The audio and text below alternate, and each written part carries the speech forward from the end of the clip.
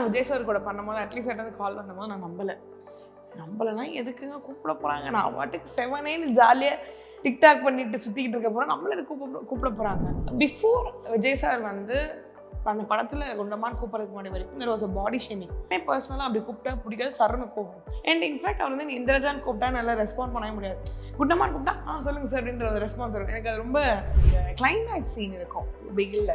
So வந்து 2 பேருமே வந்து சண்டை போட்டுப்போம், எப்படி குண்டமாக திட்டார்ல. ஸோ அந்த சீனை வந்து நாங்கள் 1க்கு 10 வாட்டி ரிஹர்சல் பண்ணோம். அண்ட் வந்து அவர் வந்து கேட்டார்னு அவனை குண்டமான்னு கூப்பிடலாமா, ரொம்ப ஸ்வீட்டாக கேட்டார். உனக்கு எதுவும் மனசு கஷ்டமாக இருக்காது, ஹர்ட் ஆகாதுல அப்படின்னு. நான் எஸ்ஏ சந்திரசேகர் பேசினாரு, அவர் பேஸ் வாய்ஸில் பேசினார். எஸ்சி சார் எதுக்கு நம்மளுக்கு ஃபோன் பண்ண போகிறேன் அப்படின்னு நான் நினச்சிட்டேன். ஸோ வந்து உன்னை குண்டமான்னு கூப்பிடலாமா, உனக்கு ஏதாவது ஃபீலிங் இருக்குமா, ஏதாவது ஹார்ட் ஃபீலிங்ஸ்னா ஹர்ட் ஆகுமா அப்படின்னு. சார் இதில் என்ன சார் ஃபீலிங்கு, பிள்ளைக்கிட்ட இந்த பேரை வாங்கினேன், அப்பா அதே கூப்பிட்றாரு. எனக்கு கேரக்டரை சொல்லி டீட்டெயில் கொடுக்கணும்னு அவசியமே இல்லை. அவர் சொல்லும் போதெல்லாம் எனக்கு வந்து பேசும்போதெல்லாம் நான் எனக்கு காதில் கூட அவ்வளோவா வாங்கலை. சார் என்னை ரொம்ப கம்ஃபர்ட் ஆக்கி அவர் என் வைப்புக்கு வந்து ஜாலியாக ஃபன் பண்ண ஆரம்பிச்சிட்டாரு. இந்து தமிழ் நேயர்களுக்கு வணக்கம். இன்னைக்கு நம்ம கூட ஒரு ஸ்பெஷல் கெஸ்ட் இருக்காங்க, இந்திரஜா சங்கர். வணக்கம். வணக்கம், எப்படி இருக்கீங்க? சூப்பரா இருக்கேன். அண்ட் இந்திரஜா சங்கர் அப்படிங்கிறத விட உங்கள் பாண்டியம்மா அப்படின்னு சொன்னா வந்து நிறைய பேருக்கு வந்து தெரியும். எஸ், அந்த மாதிரி வந்து ஒரு கேரக்டர் பண்ணாலும் நச்சுன்னு வந்து பண்ணிட்டீங்க அப்படின்னு சொல்லலாம். ஸோ எஸ், இப்போ வந்து நீங்க சொன்ன மாதிரி வந்து கேரக்டர்ஸ் வந்து பார்த்து சூஸ் பண்ற நபர் அப்படிங்கிறது உங்களுடைய முன்னாடி படத்துலயே வந்து தெரிஞ்சது. இப்போ பாண்டியம்மாவை பீட் பண்ணணும் அப்படின்னா அது கண்டிப்பா ஒரு கஷ்டமான விஷயமா தான் இருக்கும். எத்தனை படங்கள் பண்ணாலும் அது பாண்டியம்மா தான். கண்டிப்பா அதை பீட் பண்ண முடியாது, என்னாலுமே திருப்பியுமே அது கொஞ்சம் கஷ்டம் தான். எஸ், இப்போ அந்த மாதிரி ஒரு சூப்பரான கேரக்டர் பண்ணிட்டு இப்போ அடுத்து ஒரு கூரன்ல வந்து கேரக்டர் பண்ணியிருக்கீங்க அப்படிங்கும்போது எந்த அளவுக்கு ஸ்பெஷலாக இருந்துச்சு, எந்த ஒரு விஷயம் வந்து டக்குன்னு கேட்டதும் ஓகே அப்படின்னு சொல்லி ஒத்துக்கிட்டீங்க? நான் எஸ்ஏ சந்திரசேகர் பேசினாரு, அவர் பேஸ் வாய்ஸில் பேசினார். நான் அப்போ ஃபஸ்ட்டு நம்ம தெரிஞ்ச யாரோ தான் நம்மளை நல்லா ப்ராங்க் பண்ணுறாங்க, ஏன்னா வந்து நம்ம தெரிஞ்சக்கூடிய நபர்கள் தான் இப்படி பண்ணக்கூடிய ஆள். எஸ்ஏசி சார் எதுக்கு நம்மளுக்கு ஃபோன் பண்ண போகிறேன் அப்படின்னு நான் நினச்சிட்டு இருந்தேன். இந்த மாதிரி என் படத்தில் வந்து நீங்கள் பண்ணணும், ஸோ வந்து டிரெக்டர் உங்ககிட்ட ஸ்டோரி சொல்லணுமா, ஈவினிங் ஆஃபீஸ் வரீங்களா அப்படின்னாரு. சார் நான் வேறு வெளியூரில் ஷூட்டிங் இருக்கேன், எனக்கு 2 நாள் டைம் கொடுங்க, நான் நாளை கழிச்சு வந்துடுறேன் அப்படின்னு. சரி, நாளை கழிச்சு நான் சென்னையும் வந்துட்டேன். நான் ரொம்ப ஒரு மாதிரி பிராங்க் தானே பண்ணாங்க அப்படின்னு சொல்லிட்டு அப்படி நான் நம்பலைங்க. அன்னைக்கு காலையில் வந்து விக்கி நான் திருப்பி ப்ரொடியூசர் நான் கால் பண்ணி, இன்னைக்கு வரேன்னு சொன்னீங்களே வரலையா அப்படின்னு. ஒரிஜினலாக நான் வந்து இந்த படத்தில் பண்ணுறேன் ஒரு எஸ்எஸ்சி சார் கூடனா. அவர் வந்து ஒரு லெஜெண்டரி டைரக்டர். ஸோ எத்தனையோ ஜாம்பவான்களை உருவாக்கிய டைரக்டர் கூட நம்ம பண்ண போகிறோம். ஸோ அவர் கூட சரிசமமாக ஸ்க்ரீன்ஸ் ஷேர் பண்ண போகிறோன்றப்போ அது வந்து ஒரு ப்ரவுட் மூமெண்ட் தானே. ஒரு என்ன சொல்றது, ஒரு யாருக்குமே கிடைக்காத ஆப்பர்ச்சுனிட்டி. ஸோ அதுக்கப்புறம் நான் சார்கிட்ட நான் என்ன மைண்ட் செட்டில் போனேன்னா, சாரை போய் பார்க்குறோம், பார்த்த உடனே கதை என்ன ஏது கேட்கக்கூடாது, எத்தனை மணிக்கு நான் ஷூட்டிங் வரணும், எங்கே வரணும், எப்படி வரணும், அக்ரிமெண்ட் கொடுங்க, சைன் போட்டு போகிறேன் அப்படின்ற ஒரு மைண்ட் செட்டில் தான் நான் போனேன். உள்ளே போனோடனே டிரெக்டர் இருந்தார், ப்ரொடியூசர் இருந்தார், சாரும் இருந்தார். ஸோ வந்து 1 லைன் சொன்னாங்க. என்னோட கேரக்டர் வந்து சார் வந்து கொஞ்சம் டீட்டெயில்டாக எக்ஸ்பிளைன் பண்ணார். ஸோ எனக்கு அவர் எக்ஸ்பிளைன் பண்ணணும் அவசியம் இல்லை, ஏன்னா ஒரு பட்டிங், ஏன்னா இப்போ தானே ஒரு 4-5 படம் தான் பண்ணியிருக்கேன். ஸோ எனக்கு கேரக்டர் சொல்லி டீட்டெயில் கொடுக்கணும்னு அவசியமே இல்லை. பட் ஆனால் சொல்லி அவர் சொல்கிறாரு. அவர் சொல்லும் போதெல்லாம் எனக்கு வந்து பேசும்போதெல்லாம் நான் எனக்கு காதில் கூட அவ்வளோவா வாங்கலை, சாரை மட்டும் தான் பார்த்துட்டு இருந்தேன். ஏன்னா பர்சன் ஹூ வி இன்ஸ்பயர். நான் அவருடைய படங்களாக இருக்கட்டும், அவருடைய ஒர்க்ஸ் எல்லாமே வி இன்ஸ்பயர்.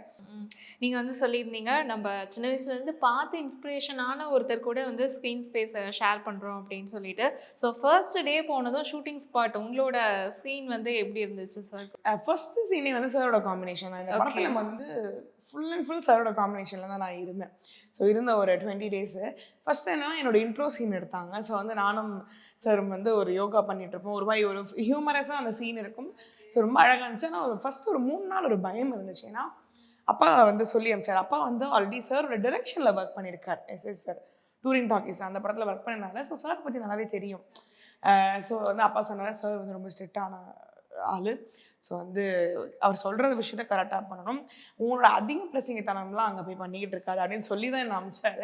ஸோ அதெல்லாமே எனக்கு ஞாபகம் இருந்துச்சு. ஸோ நம்ம வந்து கரெக்டாக இருக்கணும், குட் புக்ஸில் இருக்கணும் அப்படின்ற ஒரு திட்டு வாங்கக்கூடாது, 1 மோர் வாங்கக்கூடாது அப்படின்ற நிறைய விஷயம் ஓடிட்டே இருந்துச்சு. ஸோ அதனால் அந்த ஃபஸ்ட் ஒரு 3 டேஸ் ஒரு பயம் இருந்துகிட்டே இருந்துச்சு, எப்படி பண்ண போகிறோம் அப்படின்னு. பட் 4th டேக்கு அப்புறம் சார் என்னை ரொம்ப கம்ஃபர்ட் ஆக்கி அவர் என் வைப்புக்கு வந்து ஜாலியாக ஃபன் பண்ண ஆரம்பிச்சிட்டாரு. ஒரு மாதிரி அழகாக இருந்துச்சு. அந்த ஃபஸ்ட்டு சீனுமே வந்து க்யூட்டாக இருக்கும் பார்க்க. Okay, okay. ஸோ சார் வந்து சொல்லியிருந்தார், ப்ரெஸ் மீட்லேயே வந்து உங்களைய குண்டம்மா அப்படின்னு தான் வந்து கூப்பிடுவேன் அப்படிங்கிற விஷயம் வந்து சொல்லியிருந்தாரு. ஸோ என்ன மாதிரியான அந்த மறக்க முடியாத கான்வர்சேஷன் பற்றி சொல்லுங்களேன். ஆக்சுவலி வந்து இதில் என்னோட கேரக்டர் நேம் வந்து குண்டம்மா அப்படின்னு. ஸோ வந்து உன்னை குண்டம்மான்னு கூப்பிடலாமா, உனக்கு ஏதாவது ஃபீலிங் இருக்குமா, ஏதாவது ஹார்ட் ஃபீலிங்ஸ் எதாவது ஹர்ட் ஆகுமா அப்படின்னு. சார் இதில் என்ன சார் ஃபீலிங்கு, பிள்ளைக்கிட்ட இந்த பேரை வாங்கினேன், அப்பா அதே கூப்பிட்றாரு, இதில் எனக்கு பெரிய ஹார்ட் ஃபீலிங்னா. பிஃபோர் விஜய் சார் வந்து அந்த படத்தில் குண்டம்மான்னு கூப்பிட்றதுக்கு முன்னாடி வரைக்கும் there was a body shaming. அந்த ஒரு ஒரு ஒரு ஃப்ரேஸே பாடி ஷேமிங். அண்ட் எனக்குமே பர்சனலாக அப்படி கூப்பிட்டா பிடிக்காது, சரன்னு கோவம். பட் சார் கூப்பிட்டதுக்கு அப்புறம் அந்த அந்த அந்த ஃப்ரேஸோட பெர்ஸ்பெக்டிவ் மாற ஆரம்பிச்சிச்சு. அது ஒரு பெட் நேமாக ஆக ஆரம்பிச்சிச்சு. அண்ட் வந்து என்ன சொல்கிறது, அது அது ஒரு ஒரு பாடி ஷேமிங்கான வார்த்தை அப்படி கூப்பிடக்கூடாது, வலிக்கும் அப்படின்றது அந்த படத்துக்கு அப்புறம் எல்லாருக்குமே மோஸ்ட்லி புரிய ஆரம்பிச்சிச்சு. அண்ட் வந்து அந்த ஃப்ரேஸை வந்து நம்ம எப்படி யூஸ் பண்ணுறோன்னு இருக்கு. படி குண்டம்மா அப்படின்னு வந்து கலாய்க்கிற மாதிரி யூஸ் பண்ணால் கோவம் சட்டுன்னு ஏறும். நினைத்தாங்க செல்லுவலை என்னை குண்டம்மா என்ன குண்டு குட்டியில் அப்படின்னு நம்ம கூப்பிட்ற விதத்தில் தான் அந்த ஃப்ரேஸ் மாறும். ஸோ அந்த ஒரு கலாய்க்கிற மோட்லேருந்து எல்லாமே பெட் நேமாக அது ஆக ஆரம்பிச்சிச்சு. ஸோ அப்போ தான் நான் சொன்னேன், சார் வந்து இதெல்லாம் செல்ல பேர் சார், அப்பா வாயிலேருந்து புள்ள வாயிலேருந்து வாங்கிட்டு அப்பா வாயிலேருந்து வாங்குறது எவ்வளோ ஒரு வாரம், பரவாயில்ல கூப்பிடுங்க அப்படின்னு நான் சொன்னேன். அண்ட் இன்ஃபேக்ட் அவர் வந்து இந்திரஜான்னு கூப்பிட்டா நல்லா ரெஸ்பாண்ட் பண்ணவே முடியாது. குண்டம்மான்னு கூப்பிட்டா சொல்லுங்கள் சார் அப்படின்ற ஒரு ரெஸ்பான்ஸ் வரும். எனக்கு அது ரொம்ப பதிஞ்சிருச்சு. எப்படி பாண்டியம்மா இப்போவுமே யாராவது என்னை வந்து பாண்டியம்மான்னு கூட டப்புன்னு நான் திரும்புவேன், என் பேர் இந்திரஜா தானே. ஏன்னா அது வந்து அந்த பேரை மறந்து பாண்டியம்மான்ற ஒரு பேர் எனக்கு வந்து கொடுத்துருக்காங்க. அது ஒரு ஃபிக்ஸ் ஆகிடுச்சு. ஸோ அதனால் அந்த மாதிரி குண்டம்மாவும் வந்து இவர் அவ்வளோ அழகாக கூப்பிட்டார். ஓகே. இந்திரஜாவோட லைஃப்பை வந்து பாண்டியம்மாவுக்கு முன் பாண்டியம்மாவுக்கு பின் அப்படின்னு சொல்லி பிரிக்கலாமா? ஆமாம் கண்டிப்பாக. பாப்பி பாமு அப்படின்னு நம்ம பிரிச்சுக்கலாம். இது என்னவோ புதுஸ்டவா இருக்கே. ஆமாம், ஏன்னா வந்து பிஃபோர் பாண்டியம்மா வரைக்கும் நான் வந்து நல்ல ஒரு ஆக்டிவான கேர்ள், பட் ஆனால் ரொம்ப போல்டான கேர்ள். ஸோ வந்து என்ன சொல்கிறது, ஒரு மாதிரி ரகடாக இருப்பேன். பட் ஆஃப்டர் பாண்டியம்மாங்கிறதுக்கப்புறம் எல்லாமே என்னை வந்து என்ன சொல்கிறது, சரி இந்த பொண்ணுக்குள்ளே ஏதோ இருக்குப்பா அப்படின்ற ஒரு விஷயத்த கண்டுபிடிக்க ஆரம்பித்தாங்க. அதுக்கு முன்னாடி வரைக்கும் என்ன பண்ண போகிறா என்ன ஆள் குண்டா இருக்கா, என்ன பண்ணுவா அப்படின்ற ஒரு ஒரு ஒரு என்ன சொல்ற ஒரு தாட் இருந்ததுக்கப்புறம் பாண்டியம்மாக்கு அப்புறம் சம்திங் ஷி ஹேஸ், ஏதோ ஒரு டேலண்ட் அவட்ட இருக்குன்னு ரெகக்னைஸ் பண்ண ஆரம்பித்தாங்க. அண்ட் எல்லாருக்குமே வந்து என்னை ரொம்ப பிடிக்க ஆரம்பிச்சு. அவங்க வீட்டில் ஒரு பொண்ணா, என் வீட்டில் ஒரு பொண்ணு இருக்கும்பா, அது இப்படி தான்ப்பா இருக்கும், என் வீட்டில் செல்லமாக ஒரு குண்டா ஒரு பொண்ணு இருக்கும்பா, அது இப்படி தான் இருக்கும்னு ஒரு வந்து அவங்க வீட்டு பொண்ணாக பார்க்க ஆரம்பித்தாங்க. Okay, okay.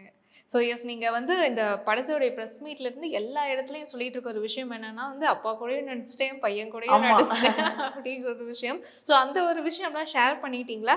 உங்களுக்கு அந்த தருணம் வந்து நீங்கள் எப்போ ஆக்சுவலாக ரியலைஸ் பண்ணீங்க? ஆக்சுவலி எனக்கு ஃபஸ்ட் டைம் வந்து first shot first day shoot போகும்போது சார்கிட்ட பேசும்போது இந்த மூவி கன்ஃபார்மாக நீ பண்ணுறன்றப்போ எனக்கு ஃபீல் ரொம்ப ஹாப்பியாக இருந்துச்சுன்னா, இதே மாதிரி தான் நான் விஜய் சார் கூட பண்ணும்போது அட்லீஸ்ட் வந்து கால் பண்ணும்போது நான் நம்பலைன்னா எதுக்குங்க கூப்பிட போகிறாங்க, நான் வாட்டுக்கு செவனேன்னு ஜாலியாக டிக்டாக் பண்ணிட்டு சுற்றிக்கிட்டு இருக்க போகிறோம், நம்மள எது கூப்பிட போகிறாங்க அப்படின்றது. ஸோ அப்போ அதுக்கப்புறம் என்னோட லைஃப் டேக் ஆஃப் ஆச்சு. அண்ட் அதுக்கப்புறம் இந்த படமும் ஒரு அழகான ஒரு ஒரு வேல்யூ எனக்கு கொடுக்குன்ற நம்பிக்கை. அண்ட் வந்து அது ஒரு ஒரு என்ன சொல்றது, ஒரு கம்பீரவங்க அப்பா கூட நடிச்சது பொண்ணு கூட. ஏன்னா 80s 90s early 2000s வந்து நிறைய பேர் பண்ணியிருப்பாங்க.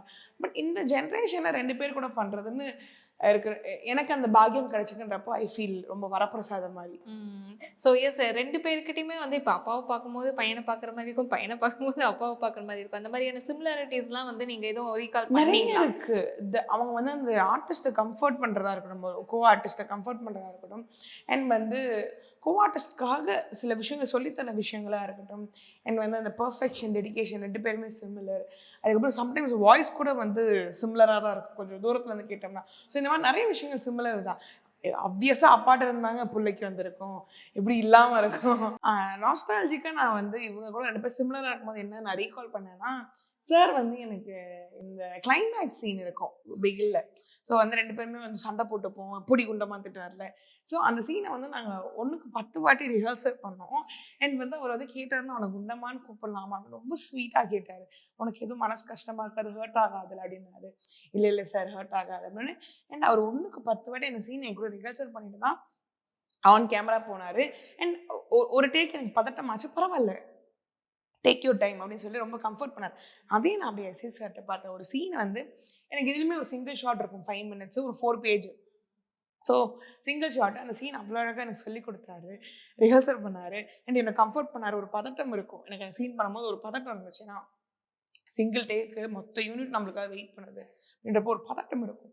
ஸோ வந்து அவ்வளோ அழகாக எனக்கு கம்ஃபர்ட் பண்ணார். அண்ட் ஒன் மோர் வந்தாலுமே சார் எஸ்எஸ் சார் பெருசாக அந்த ஓகே நோ ப்ராப்ளம் போகலாம், ஒன் மோர் போகலாம் அப்படின்னு சொல்லுவார். ஸோ அந்த சிம்லராக இது நான் ரீகால் பண்ணேன்.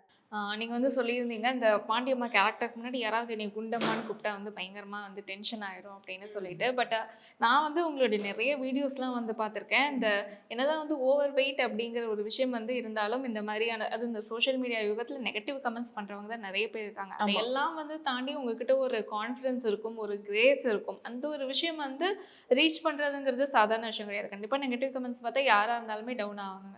ஸோ அதையெல்லாம் ஓவர் கம் பண்ணி வந்திருக்கிறது ஒரு தருணம் வந்து நீங்கள் எப்படி வந்தீங்க? இது ஆக்சுவலி வந்து எப்படி நான் நெகட்டிவ் இப்போ தான் நெகட்டிவ் கமெண்ட்ஸ், அப்போல்லாம் வந்து கலாய்க்கிறது வந்து நெகட்டிவாக பேசுகிறது இதாக இருந்துச்சு. இப்போ தான் வந்து சோஷியல் மீடியாவை ஒரு பெரிய ஒரு மீடியமாக வந்து எல்லாருமே யூஸ் பண்ணுறாங்க. அது வந்து நல்ல விஷயத்துக்கு யூஸ் பண்ணுறதை தாண்டி நிறைய வந்து விமர்சனங்களுக்கு யூஸ் பண்ணுறாங்க. ஸோ அப்போ வந்து இந்த ஸ்கூல், காலேஜஸ், பப்ளிக் இதை தான் நான் ரொம்ப ஃபேஸ் பண்ணேன். ஸோ சின்ன வயசுலேருந்தே எனக்கு இந்த ஓவர் கம் இருக்கும். இப்போது இந்த சோஷியல் மீடியா நம்ம ஒரு ஃபீல்டுக்குள்ளே வந்ததுனால நான் இப்படி ஓவர் கம் பண்ணுறேன். நெகட்டிவ் கமெண்ட்ஸ் வந்து நான் வந்து காதில் வாங்குறதுலாம் கிடையாது, சின்ன வயசுலேருந்தே இருக்கும். அண்ட் இது எப்படி எனக்கு வந்துச்சு அப்படின்னா, எனக்கு வந்து எங்கள் அம்மா சொல்லி கொடுத்த விஷயம் தான். ஸோ எனக்கு என்னென்னா, நான் வந்து ஸ்கூலில் நிறைய பாடி ஷேமிங்லாம் இது பாடி ஷேமிங் பண்ணியிருக்காங்க.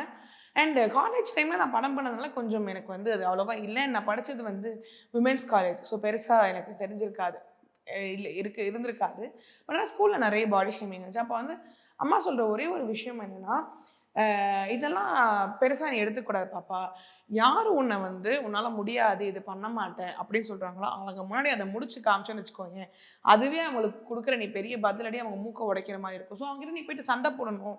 இந்த மாதிரி என்னை பற்றி யாரும் தெரியுமா, நீ உன்னை பற்றி நீ பேசணுன்ற அவசியம் கிடையாது, நீ பேச வேணாம், உன்னோட செயல் பேசணும், அவங்க எதை பண்ண முடியாதுன்னு சொன்னாங்களோ அதை நீ பண்ணு அப்படின்னாங்க. ஸோ அதனாலே வந்து என்னால் ஸ்போர்ட்ஸ் விளையாட முடியாதுன்னாங்க. நான் ஸ்போர்ட்ஸில் வந்து விளையாண்டேன். நான் வந்து த்ரோ பால் வந்து state player and discus shot put அத்லெட்டிக்ஸ்லையும் நான் வந்து இது டிஸ்ட்ரிக்ட் பிளேயர். ஸோ அதனால் எல்லா ஸ்போர்ட்ஸுமே நான் விளையாடுவேன். அதே மாதிரி இவெல்லாம் என்ன டான்ஸ் ஆடுவா, இவன் குட்டாக இருக்காங்க. நான் வந்து ப்ரொஃபஷனல் பரதநாட்டியம் டான்ஸர் 14 வருஷமாக கற்றுக்கிட்டு இருக்கேன் அண்ட் வீணையும் வாசிச்சுக்கிட்டு இருக்கேன். ஸோ எல்லா கல்ச்சரல்ஸ்லையுமே நான் தான் ஃபர்ஸ்ட் இருப்பேன். அதே மாதிரி இவன் என்ன பேசுவா, இவன் என்ன நடிப்பா, இதுக்கெல்லாம் அதெல்லாம் எதுவுமே இருக்காதுனாங்க. ஸோ பேச்சு போட்டி, நடிப்பு போட்டி எல்லாத்துலேயுமே வந்து ப்ரைஸ் வாங்கிட்டு வந்துட்டு இருக்கக்கூடிய ஆள் தான். ஸோ என்னை எது பண்ண முடியும்னு சொன்னாலும் அதில் பண்ணி காமிச்சிட்டு அவங்க முன்னாடி போய் நான் வந்து நல்லா இருக்கீங்களா அப்படின்னு தான் ஒரே வார்த்தை கேட்பேன். எங்கள் அம்மா அப்படி சொல்லி கொடுத்தாங்க, நல்லா இருக்கீங்களா அப்படின்னு கேட்டு மட்டும் வா, அதுவே அவங்களுக்கு பெரிய பதில் அப்படின்னு. ஸோ அம்மா சொல்லி கொடுத்த விஷயம் தான் இன்ன வரைக்கும் எனக்கு போயிட்டே இருக்கு. அண்ட் ஆப்வியஸாக ஃபேமிலி ஒரு பெரிய சப்போர்ட்டாக இருக்காங்க. இதை பெருசாக காதில் வாங்கிக்காது. ஏன்னா கல்யாணத்துக்கு முன்னாடி நம்ம வந்து எந்த விஷயமா இருந்தாலும் நான் டப்புன்னு போல்டாக பேசிடுவேன். பட் ஆஃப்டர் மேரேஜுன்றப்போ அந்த மெச்சூரிட்டி வரணும், கொஞ்சம் ஒரு பொறுமையாக ஒரு விஷயத்தை ஹேண்டில் பண்ணணும். ஏன்னா அந்த பொறுமைன்றது என்கிட்ட கொஞ்சம் கல்யாணத்துக்கு முன்னாடி கொஞ்சம் கம்மியாக இருந்துச்சு.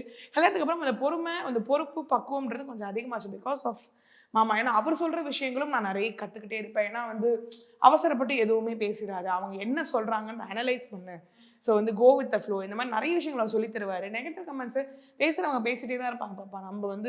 நம்ம அதை காதில் வாங்காமல் தூக்கி போட்டோம்னா நம்ம வளர்ந்துக்கிட்டே போயிட்டு இருப்போம். ஆனால் நீ திரும்பி பார்த்தோன்னு வச்சுக்கோங்க, பேசினவங்க அதே இடத்துல நின்று இன்னொரு ஆளை பேசிகிட்டு இருப்பாங்க. நீ போனீங்கன்னா இன்னொரு ஆள் அவங்களுக்கு கிடைப்பாங்க. ஸோ அவங்கள பேசிக்கிட்டு இருப்பாங்க அப்படின்னு சொல்லிட்டு. ஸோ இதெல்லாமே ஃபேமிலி சப்போர்ட் ஒரு இருக்கிறதுனால ஸோ நாங்கள் வந்து நெகட்டிவ் கமெண்ட்டை இன்னும் போல்டாக ஹேண்டில் பண்ணுறேன், கிளியராக ஹேண்டில் பண்ணுறேன். ஸோ ஒரு ஒரு ஹீரோயிக் மூமெண்ட் அப்படின்னு வந்து சொல்லலாம். ஸோ எஸ், அது கேட்கும்போது ஒரு ஷார்ட் ஃபிலிம் பார்த்த மாதிரி வந்து ஒரு அழகான விஷயம் வந்து சொல்லியிருந்தீங்க. நிறைய பேருக்கு வந்து ஒரு இன்ஸ்பிரேஷனாக இந்த மாதிரி ஃபேஸ் பண்ணிட்டு இருக்கவங்க எடுத்துக்கக்கூடிய ஒரு விஷயமா இருக்கும். இன்ஸ்பிரேஷன் நான் வந்து என்ன சொல்லிக்க மாட்டேன். ஏன்னா என்னை இன்ஸ்பயர் ஆகிற அளவுக்கு நான் இன்னும் பெரிய விஷயங்கள் எதுவுமே பண்ணலை. ஸோ என்னன்னா ஒரு கொலீகு, ஒரு ஃப்ரெண்டாக இருந்தால் என்ன ஒரு ஜாலியாக ஒரு அட்வைஸ் கிடையாது, மச்சான் இதெல்லாம் பண்ணுறா ஜாலியாக இருக்கும் லைஃப் அப்படின்னு சொல்லுவேன். அந்த மாதிரி நான் சொல்லக்கூடிய ஆள் தான். இன்ஸ்பிரேஷன் பார்த்தீங்கன்னா என்னை வந்து மேடம் அப்படின்லாம் சொல்லுங்க, அப்பெல்லாம் இல்லை. உங்கள் ஊர்லேக்கு மாதிரி ஜாலியாக ஃப்ரெண்டாக நினச்சிக்கிட்டு இந்த விஷயங்களை கேட்டுக்கிட்டா மட்டும் போதும். எஸ், நிறைய ரீல்ஸ்லாம் பார்க்கும்போது உங்கள் டான்ஸ் வந்து அவ்வளோ கிரேஸ்ஃபுல்லாக இருக்கும். நான் நிறைய ரசித்து பார்ப்பேன். நிறைய பேர் அந்த மாதிரி வந்து லைக் பண்ணி பார்க்கக்கூடிய ஒரு விஷயம் தான் வந்து பண்ணிட்டு இருக்கீங்க. ஸோ எஸ், இந்த படம் வந்து சொல்லியிருந்தீங்க இப்போ ஒரு குட்டி குழந்தைக்கு அம்மாவானதுக்கப்புறம் வந்து நம்ம ஒர்க் பண்ணுற படம் அப்படின்னு சொல்லிட்டு எப்படி இருந்துச்சு அந்த மொமெண்ட் உங்களுக்கு? ஆக்சுவலி குட்டி குழந்தைக்கு அப்புறம் ஒர்க் பண்ண படம் கிடையாது. இது வந்து நிச்சயம் முடிச்சதுக்கப்புறம் நான் இந்த படம் பண்ணேன். இந்த படத்தோட மிடில் தான் என்னோட கல்யாணம் ஆச்சு. ஸோ அண்ட் வந்து ப்ரெக்னெண்ட்டாக இருக்கும்போது ஒரு ஒன் டே மட்டும் பேட்ச் பண்ணேன். ரிலீஸ் அப்போ என் குழந்தை கையில் இருக்கு. எஸ், அந்த ஒரு விஷயம் தான் மாற்றி சொல்லிட்டேன். ஸோ ரிலீஸ் அப்போ என்னோட குழந்தை கையில் இருக்கு. அதான் சொல்ல என்னோட லைஃப் ஜேர்னியை வந்து கூரல் ரொம்ப அழகாக சொல்லியிருக்கு. From bachelor to getting married, bride to be, and வந்து ப்ரெக்னென்ட்டு, அப்புறம் மாம் டு பி, அப்புறம் இப்போ வந்து ஒரு மதர்ஹுட் ஃபீலிங்கு. ஸோ இது அழகாக வந்து கூரனே இது ஒரு ஒரு அழகாக லைஃப் ஸ்டோரியே சொல்லியிருக்கும். அண்ட் ஆப்வியஸாக motherhood something like very special and ரொம்ப அழகாகவும் இருக்குது. ஒரு மாதிரி இதுவும் ஜாலியாக தான்ப்பா இருக்குது. இது வந்து என்ன சொல்ல, இது ஒரு ப்ரெஷர் ஸ்ட்ரெஸ்ஸாக நான் எடுத்துக்கல. This is also phase of life. So இதை வந்து இந்த ஃபேஸை நம்ம அழகாக எப்படி ஸ்மூத்தாக சந்தோஷமாக கடந்து எடுத்துகிட்டு போகணும் அப்படின்றத பார்ப்பேன். ஏன்னா இதே ஃபேஸ்லேயே வந்து நிறைய பேர் ஸ்ட்ரகிள் ஆகிறதும் இருக்குது, நிறைய பேர் வந்து ஸ்ட்ரக் ஆகிறதும் இருக்குது. பட் இதை வந்து ஜாலியாக ஸ்மூத்தாக சந்தோஷமாக எப்படி எடுத்துகிட்டு போகணும் அப்படின்றது தான் இருக்குது. அண்ட் ஆப்வியஸாக ஒரு ரோலர் கோஸ்டர் மாதிரி தான் இந்த ஃபேஸ்.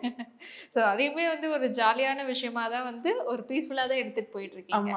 ஸோ எஸ், இப்போ விஜய் அவர்களோட வந்து பிகில் பண்ணியிருந்தீங்க. அப்போ வந்து நடிகர் விஜயா வந்து பார்த்துருப்பீங்க. இப்போ வந்து அவர் அரசியல்வாதி அப்படிங்கிற இன்னொரு முகம் வந்து பார்த்துருக்கோம். ஸோ உங்களோட கருத்து என்னது? ஆக்சுவலி ஒரு ஆக்டராக நான் ரொம்ப ஃபீல் பண்ணுறேன். ஏன்னா வந்து சார் படம் பண்ண மாட்டார். அதுக்கப்புறம் அப்பப்போ எஸ்எஸ்சியா படம் சொல்லிட்டு இருப்பேன். பாப்பா லைட்டாக அண்ணனை ஒரே ஒரு படம், வருஷத்துக்கு ஒரு படம் தரிசனம் அப்படின்னு அவரும் சொல்லுவார், சரிவா பார்த்துக்கலாம் அப்படின்னு. பட் ஆனால் ஒரு ஆக்டர் தாண்டி ஒரு சராசரி மனுஷனா ஐ ஃபீல் ஸோ ஹாப்பி. ஏன்னா மாற்றம் ஒன்றே தான் மாறாதது. ஸோ அந்த மாற்றம் வந்து 2026 அழகாக கொண்டு வர போகிறாரு அப்படின்றப்போ ரொம்ப சந்தோஷமாக இருக்குது. And politics is getting more healthier and வந்து ரொம்ப சேஃபாக ஹெல்த்தியான காம்படிஷனாக இருக்கும். பொறாமைன்னு இல்லாமல் ஒரு போட்டி இருக்கும், ஆனால் அது வந்து ஒரு ஹெல்த்தியான காம்படிஷனாக இருக்கும். அண்ட் கெட்டிங் நெக்ஸ்ட் ஜென்ரேஷன் வந்து பாலிடிக்ஸ்குள்ளே வராங்கன்றப்போ இன்னும் சூப்பராக இருக்கும். ஏன்னா இது வரைக்கும் இருந்த எல்லா பாலிடிக்ஸுமே ரொம்ப அழகாக தான் நம்ம வந்து நம்மளோட தமிழ்நாட்டோட பாலிடிக்ஸை கொண்டு வந்திருக்காங்க. ஸோ இப்போ இன்னும் அடுத்த ஜென்ரேஷன் கிட்ட வர போகும்போது இன்னும் டெக்னிக்கலாக, இன்னும் அட்வான்ஸாக, இன்னும் ரொம்ப அழகாக எல்லாமே சூப்பராக மாறப்போகுது அப்படின்ற ஒரு சந்தோஷமும் இருக்குது. ஸோ கண்டிப்பாக 2026 பெரிய மாற்றமாக இருக்கும் அண்ணா வர்றது அப்படின்றது. அண்ட் அவர் பண்ணுற பேஸ் எல்லாமே வேறு லெவலில் இருக்குது. ஏன்னா அவரோட அஜெண்டா, அவருடைய பாலிடிக்ஸ்க்கான பேஸு, இப்போ வந்து 2வது வருஷத்தப்போ ஒரு பேசின விஷயங்களாக இருக்கட்டும், ஒரு என்ன சொல்கிறது, ரொம்ப அழகாக இருக்குது. அண்ட் வந்து பயங்கர ஸ்ட்ராங்காக இருக்கார் தலைவன். So yes, thank you so much. இவ்வளோ நேரம் நிறைய விஷயங்கள் வந்து ஷேர் பண்ணிக்கிட்டீங்க. அண்ட் உங்களுடைய பர்சனல் லைஃபுக்கும் குட்டி பையனுக்கும் அண்ட் கரியருக்குமே வந்து all the very best. Thank you.